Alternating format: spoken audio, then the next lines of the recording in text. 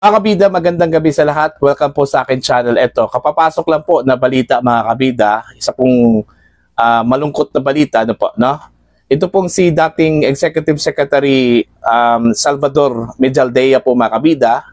Ang isa sa mga miyembro po ng legal defense team po ni dating Pangulong Rodrigo Duterte isinugod po ngayon sa bahay paggamutan sa hindi pa po malamang kadahilanan po mga kabida nang ito po ay nakaschedule ng bumisita diyan ho sa detention cell ni dating Pangulong Rodrigo Duterte diyan ho sa International Criminal Court.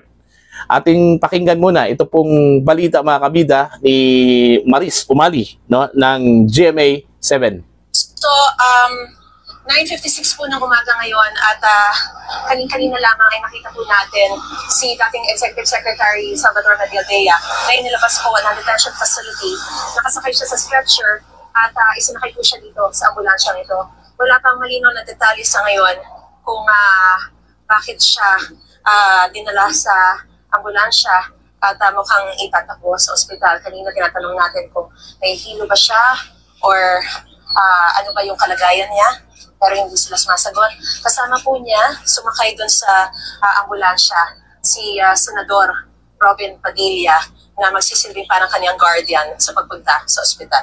So yun muna ang latest sa sitwasyon mula pa rin dito sa Scheveningen prison sa The Hague, the Netherlands. Ako po si Maris Umali, nagulat para sa GMA Integrated News.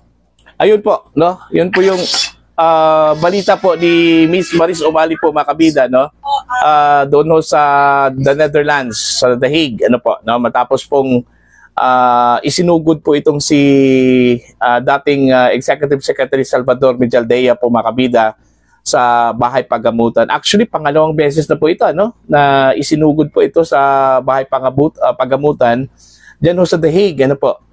Actually mga kabida, meron pong post ito pong si Senator Robin Padilla 20 minutes ago kung saan po ay may picture po siya na may parang nasa loob ng ospital tapos may nakahiga doon ho sa stretcher na nakatabon lahat yung buong katawan mga kabida kaya nga nung nabasa ko po yung caption po niya na Bismillah, dami hong actually nagtatanong kung anong ibig sabihin nun, So, ni-research ko yung Bismillah. Ang sabi po dito, Bismillah is in the name of God, the merciful and compassionate.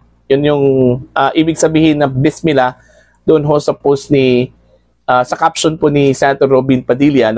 Pagkatapos pong dinala po sa bahay paggamutan po itong si ES Medialdea po magkabida doon ho sa The Hague, Netherlands.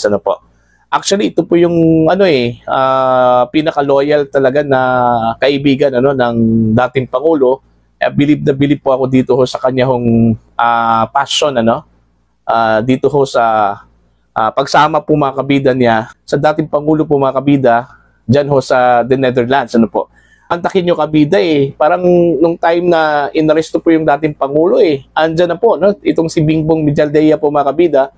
Hindi talaga niya iniwanan yung dating Pangulo simula nung inaresto po siya, tapos dinala po siya doon ho sa Villamor Air Base, napakatagal yung oras kung saan po ay nandun sila sa Villamor Air Base, mga kabida.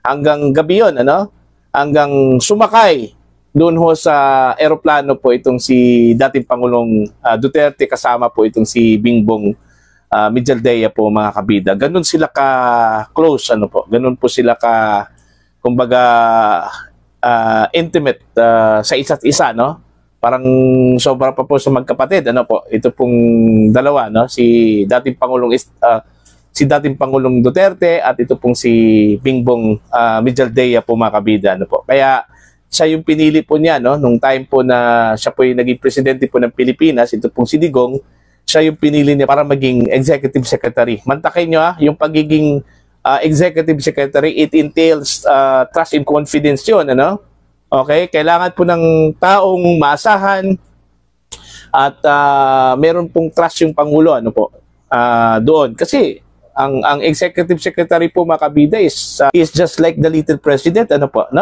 Siya yung magpipirma doon ho sa mga memorandum, kung napapansin po ninyo mga kabida, pag may mga okasyon, may mga holidays, ano po, ang pumirma talaga dyan is yung executive secretary by the president, parang gano'n, no? Yung role po talaga ng ES, executive secretary. So, hindi basta-basta yung pagiging ES. It entails trust and confidence from the president, ano po. So, kaya siguro sa yung pinili po ng dating Pangulo na maging executive secretary kasi may tiwala po siya, no? So, this trust and confidence na binigay po ng dating Pangulong Duterte sa kanya, nung time po niya, ito yung sukli po mga kabida, ano po, no?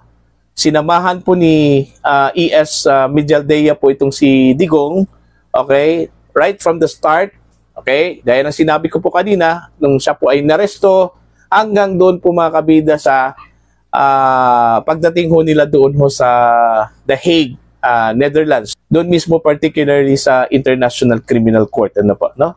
So, hindi pa po tapos kasi ho, hindi talaga siya umuwi, no? Dito. Pinakamagandang ginawa po niya, sumali po siya sa defense team, ano? Sa kay dating Pangulong Duterte, ano po. So, yun po yun, ano? Kumbaga parang confident na po ng dating Pangulo po itong si ES Medialdea po. So manghihinayang po tayo kung meron pong masamang mangyari po sa kanya, ano po, no? Lalong-lalo na po siguro ito pong si Digong. Kasi yun nga siya yung dahilan kung bakit andyan po si ES si Digong yung dahilan Ano? Kung meron pong mangyayari po sa kanya, sana sana wala, no? Baka po hindi po siguro matanggap ng dating Pangulo yun, ano, mga kabida. So ipagdasal na lang po natin, ano, ito pong CES. Sana po malagpasan po niya itong kanya hong sinapit, ano, itong problema po niya sa health, mga kabida, no. Again, pangalawang beses na po ito, ano, while nasa The Hague, Netherlands po itong si Bingbong Medialdea po mga kabida, isinugod din ito sa bahay paggamutan nung first day ata, no, nung dumating po sila, no, sa The Hague.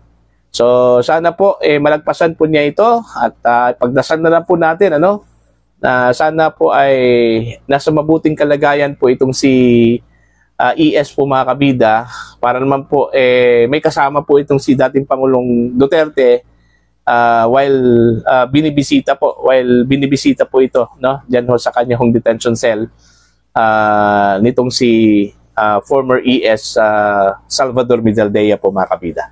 Okay? So para po sa inyong comments at for your opinion, you can comment down. Sa mga hindi pa po subscriber mga kabida sa aking channel, please subscribe. Just click the subscribe button, click the notification bell, click all para updated pa kayo sa aking mga uploads.